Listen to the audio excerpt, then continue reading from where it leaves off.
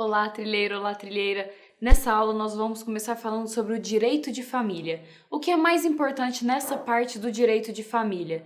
Primeiro, deveres dos cônjuges. Fidelidade recíproca, o nosso sistema jurídico entende como sendo uma relação monogâmica a relação do casamento.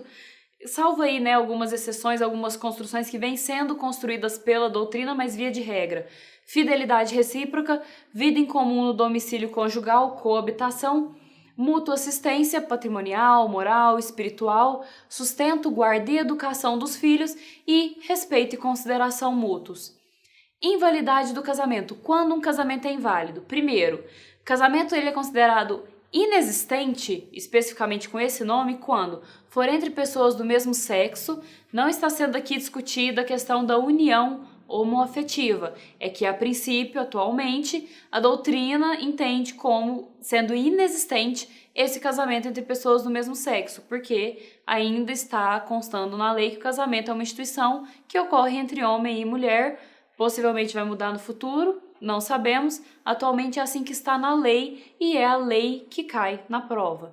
Temos também a ausência de vontade, uma parte não queria casar, mas ela foi obrigada a casar por alguma razão, e o casamento celebrado por autoridade plenamente incompetente.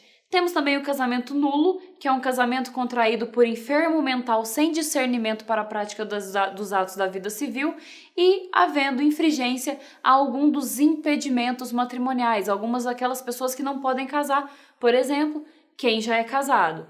Isso aí também lembrando que é nessa parte legal. Legalmente, uma pessoa que é casada não pode casar com a outra, então esse casamento vai ser considerado nulo, independentemente até mesmo do consentimento entre as partes, que também é uma inovação, mas lembrando que na sua prova é importante se apegar ao que está escrito no texto legal, principalmente em provas objetivas. Casamentos anuláveis. De quem não completou a idade mínima para casar, que é 16 anos, do menor em idade núbio não havendo autorização, 16 a 18 anos, você pode casar? Pode, se tiver autorização do seu pai ou responsável. Não tendo essa autorização, o casamento ele é anulável, não é automaticamente nulo. Em caso de alguma coação ou erro essencial, você não sabia que a pessoa tinha aquela profissão, tinha aquele entendimento, aquela compreensão de mundo, e aí você se casou, se sentiu enganado e pede a anulação do casamento por essa razão.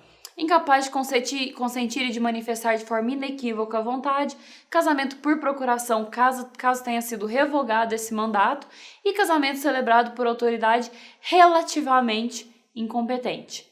Quanto aos regimes de bens adotados no casamento, nós temos, primeiro, os princípios que regem esses regimes de bens. O princípio da autonomia privada, o princípio da indivisibilidade do regime, ou seja, vale para o homem, vale para a mulher também o mesmo regime. E o princípio da variedade do regime. Por quê? Porque nós temos essas várias opções que a lei traz. Temos o princípio da mutabilidade justificada, então depois que eu escolhi um regime, eu posso mudar? Posso, mas eu vou ter que ter uma justificativa para alterar esse regime, que é mediante ação judicial com pedido de ambos os cônjuges e com esse justo motivo. E quais são os regimes de bens? Bom, nós temos 4. O regime legal supletório, ou seja, se eu não falar nada sobre o que eu quero, o regime geral é o regime da comunhão parcial de bens. Ou seja, o que é meu, o que é seu. Nós casamos, a partir daí é tudo nosso.